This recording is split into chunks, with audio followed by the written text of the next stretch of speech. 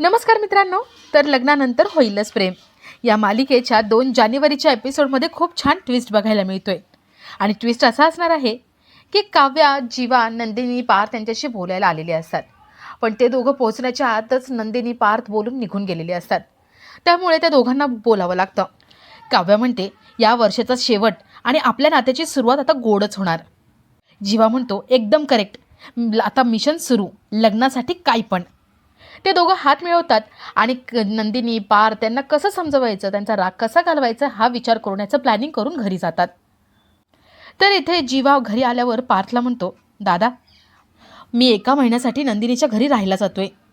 पार्थ म्हणतो, पण जीवा तुम्ही दोघं म्हणजे काव्या आणि तू एकाच घरामध्ये एकमेकांसमोर राहणार? तुमच्या मनाची तयारी झाली आहे का एकमेकांसोबत राहायची आणि एकमेकांना बघायची? जीवा म्हणतो, दादा तशी वेळच येणार नाही आहे. पार्थ विचारतो, म्हणजे नेमकं काय करणार आहेस तू? जीवा म्हणतो, यापुढे मी आणि काव्या, तू आणि नंदिनी या दोघांना त्रास होणार नाही असंच वागणार आहोत. पार्थला कळत नाही की जीवाला नेमकं काय बोलायचं आहे. जीवा आडून आडून सगळं बोलण्याचा प्रयत्न करतो, पण पार्थला काही कळत नाही. जीवाने मानिनीला सगळं सांगितलेलं असतं, आपल्या प्लॅनबद्दल सगळं सांगितलेलं असतं. मानिनीला तो प्लॅन आवडलेला असतो. आता जीवा, काव्या, नंदिनी, पार्थ यांच्याकडे जाऊन त्यांचा कसा राग घालवतायत हे बघण्यासारखं असेल. तर या सगळ्याची सुरुवात कशी होते ते थोडक्यात पाहू. तर मालिकेत आपल्याला असं बघायला मिळतंय की नंदिनी पार्थला भेटायला कॅफेमध्ये येते, पण तिला भास होतो की जीवाच आपल्यासमोर उभा आहे. आणि ज्यावेळेस ती भानावर येते तेव्हा तिला कळतं की पार्थ आपल्यासमोर उभा आहे. नंदिनी विचारते, पार्थ तुम्हाला काय हवं आहे का? तुम्ही भेटायला का बोलवलं आहे? पार्थ आपल्याकडची सगळी पुस्तकं काढून देतो. पार्थ म्हणतो, काही वस्तू राहिल्या होत्या काव्याच्या. काव्याचं जेव्हा लग्न झालं होतं माझ्यासोबत त्यावेळेस मनाविरुद्ध लग्न होतं आणि म्हणून अभ्यासात मन लागत नव्हतं. तेव्हा मी समजावलं तिला. ती हुशार आहेच म्हणून पास झाली, पण आता मेन्सची परीक्षा आहे आणि त्यात हे सगळं असं होऊन गेले. आता तिचा अभ्यास नाही होणार, त्यासाठी ही तिची सगळी पुस्तकं. नंदिनी म्हणते, पार्थ काव्याशिवाय मन लागत नाही ना तुमचं?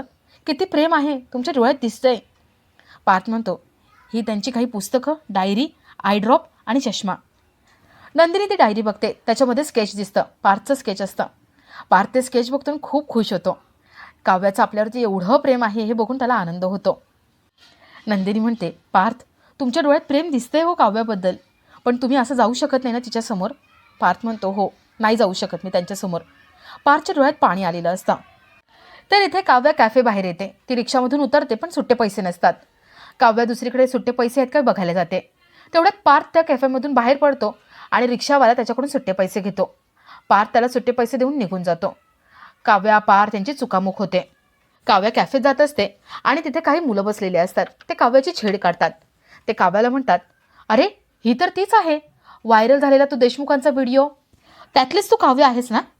अगं तुला एका वेळेला 2 मुलं लागतात ना? हे बघ आम्ही सुद्धा 2 भाऊ आहोत, ये ना आमच्याकडे. काव्या म्हणते, मी थोबाडीत मारे ना?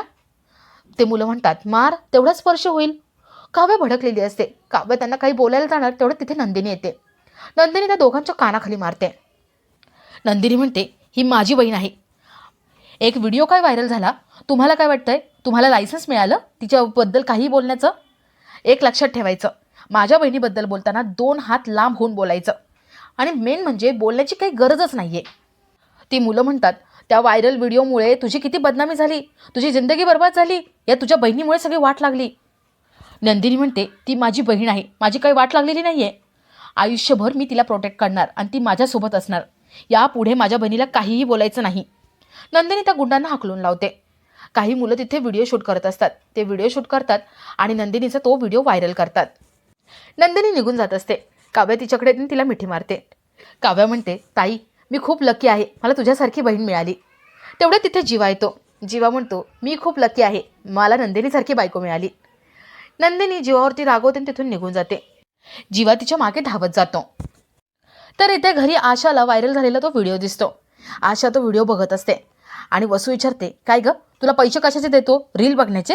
हे काय करतेस तू? आशा म्हणते, अहो वसू आत्ताई तुम्ही सुद्धा हा व्हिडिओ बघा म्हणजे तुम्हाला कळेल.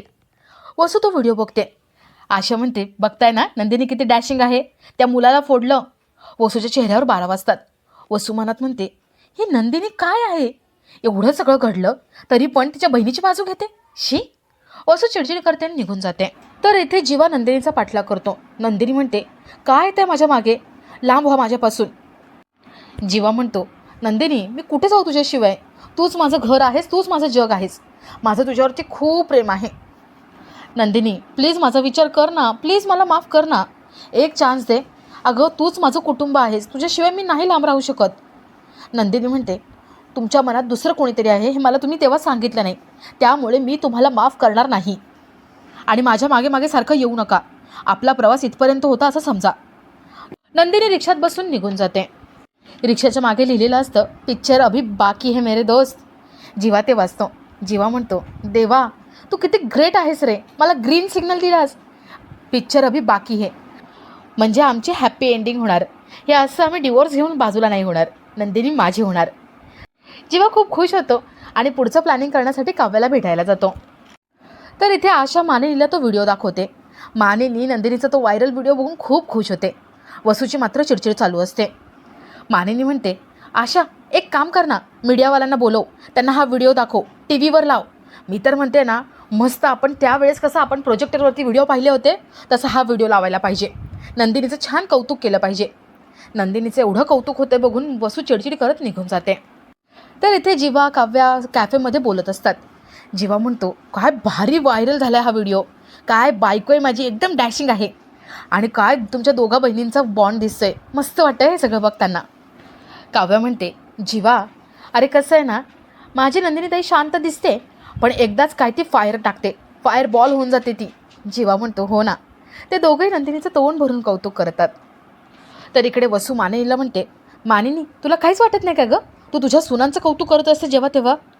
मानिनी म्हणते, हे बघा चौघांना वेळ लागणार या सगळ्यातून बाहेर यायला, आणि मला माहिती आहे हा व्हिडिओ कसा सगळ्यांच्या समोर आला आहे आणि सगळ्यांच्या कानाखाली चपराक बसली आहे, तशी एक ना एक दिवस सगळ्यांच्या कानाखाली पुन्हा चपराक बसणार. वसू म्हणते, काय आई आहेस गं तू, तुला फक्त सुनांचं पडलेलं असतं, मुलांचं काही दुःख दिसतच नाही का. अगं तुझी मुलं एका टेबलवरती जेवायला सुद्धा बसत नाहीत. मानिनी म्हणते, माहिती आहे मला सगळं दिसतं, माझी मुलं आता दुःखात आहेत पण सावरतील स्वतःला, वेळ लागेल पण खात्री आहे त्यांचा संसार एकदम चांगला होईल, तुम्ही बोलण्याची काहीच गरज नाही आहे, कळलं.